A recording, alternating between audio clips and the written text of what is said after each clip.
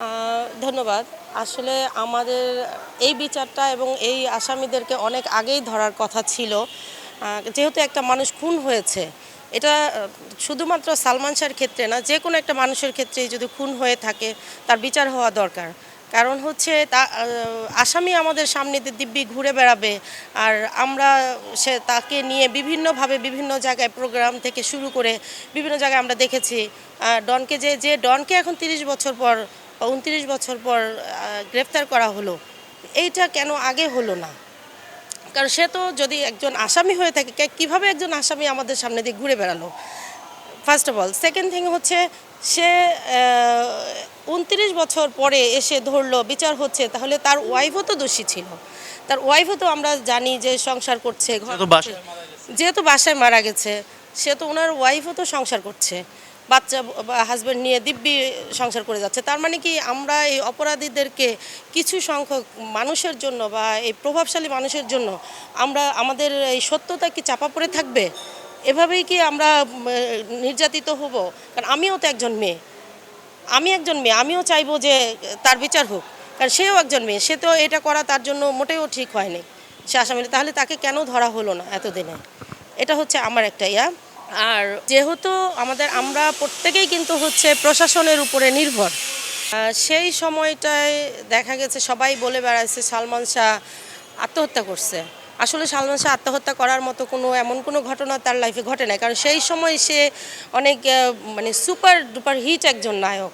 এবং আমাদের ইয়াং জেনারেশনের ক্ষেত্রে সেই সময় আমি ৩০ বছর আগে আমিও তার ভক্ত ছিলাম, এখনও তার ভক্ত। কারণ এই সালমান শাহর মতো আর একজনও আমরা পাইনি সেই রকম অভিনেতা, বা তার অভিনয় দিয়ে তাকে আমরা ভালোবাসতাম। সে অভিনয় করতো, অভিনয়কে ভালোবাসতাম আমরা। এবং আমাদের দেশে ফিল্ম ইন্ডাস্ট্রিজের জন্য সালমান শাহ অনেক বড় একটা অ্যাসেট ছিল। কারণ এটাও তো আমাদের একটা বাণিজ্য, এটাও আমাদের একটা বিজনেস আমাদের দেশে। তো সেক্ষেত্রে দেখা যাচ্ছে ওই লোকটাকে এইভাবে মেরে ফেললো, আর সে আসামি এইভাবে ঘুরে বেড়াচ্ছে ৩০ বছর পরে এসে বিচার হচ্ছে। তাহলে এত বছর কেন বিচার হলো না তার, এবং এত বছর কেন ধরা হলো না? এখন যদি সে আত্মহত্যা করে থাকে, তাহলে সেক্ষেত্রেও সামিরাকে প্রশ্ন করা হবে। কারণ সে তার ওয়াইফ, একজন ওয়াইফই জানে তার হাজব্যান্ডের কী কী সমস্যা থাকতে পারে। যেহেতু সে দিন শেষে কিন্তু তার ঘরে ফিরছে, তার ঘরে ফিরলে ঘরের মানুষেরই জানার কথা তার সমস্যাটা কোথায় ছিল। তাহলে সেই সময় সে কেন সমস্যাটা আইডেন্টিফাই করলো না বা বললো না যে এই কারণে সালমান শাহ আত্মহত্যা করেছে? তার কি অন্য কোনো সমস্যা ছিল?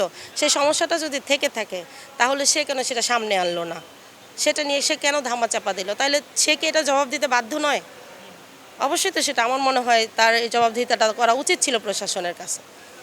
জি, ধন্যবাদ আপনাকে। আসলে এই যে সালমান শাহর কি মনে হয় সালমান শাহর মতো লোক কি কি ভোলা যায়? এখনো আমরা ভুলতে পারিনি। আমরা এই যে নতুন প্রজন্ম যারাই রয়েছে বা এরাও বলতে পারেনি আসলে সালমান শাহ কি ভোলা যাবে কিনা? না, সালমান শাহকে ভোলার মতো না। যুগ যুগ ধরে যেমন আমাদের পুরনো দিনের গানগুলোকে আমরা মনে রাখি, আজও মনের মধ্যে বাজে। কোথাও বাজলে আমাদের জেনারেশন থেকে শুরু করে গত জেনারেশন প্রত্যেকেই এখনও গুনগুন করে কানের কাছে বাজে। তেমনি করে সালমান শাহও আমাদের মাঝ থেকে কখনোই হারিয়ে যাবে না। আর সেই সময় সালমান শাহর জন্য অনেকেই প্রাণ দিয়েছে, অনেক মেয়েরাই ইমোশনাল ছিল। কারণ তার সিনেমা থেকে শুরু করে তার অভিনয় থেকে শুরু করে সব কিছুই মনে রাখার মতো। অতএব সালমান শাহকে ভোলার মতো না।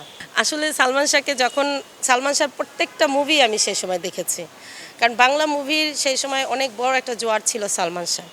তো আমারও বয়স কম ছিল সেই সময়, আমিও ওর এই মুভির প্রতি এবং আমার নিজের প্রতি একটা ইমোশন, একটা সময় থাকে, ইমোশনও কাজ করছে এবং অনেক খারাপ লেগেছে যে এমন একজন হিরো আমাদের মাঝ থেকে হারিয়ে হারিয়ে গেল। অনেক খারাপ লাগছে তার জন্য যে এটা কেন হলো, এটা হওয়ার ছিল না। আসলে যদি সালমান শাহর খুনি যারাই রয়েছে তাদের বিচার আসলে চান কিনা আপনার পক্ষ থেকে? আহ, ভাইয়া একটা কথা কি, শুধু সালমান শাহর বিচার আমরা চাইবো সে হিরো বলে তা কিন্তু না।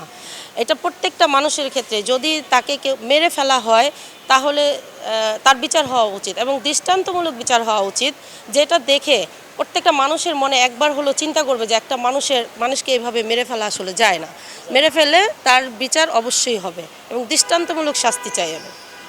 ডন যদি অপরাধ করে থাকে, আমরা যতটুকু জানি যে 12 লাখ টাকা নিয়ে চুক্তিতে হত্যা করেছে, এরকমটাই আমরা আদালত বা আইনের মাধ্যমে জানতে পেরেছি। এই ক্ষেত্রে তিনি যদি এই ঘটনা ঘটিয়ে থাকে তাহলে তার কি হওয়া উচিত? আসলে এক এক সময় এক এক কথা শোনা যাচ্ছে। এই ৩০ বছর থেকে মানে রেগুলারই আমরা এক একটা জিনিস শুনতে পাচ্ছি বিভিন্ন রকমের। এখন যেহেতু ডন গ্রেপ্তার হয়েছে, এটা প্রশাসন ইনভেস্টিগেশন করবে, দেখবে যদি ডন অপরাধী হয়ে থাকে বা ডনের সাথে আরও কেউ থেকে থাকে, তাহলে অবশ্যই তাদের বিচার আমি দাবি করি। দৃষ্টান্তমূলক বিচার, আমি তো একবারই বললাম যে দৃষ্টান্তমূলক বিচার, যাতে এমন কাজ আর কেউ করার সাহস না পায়। ধন্যবাদ।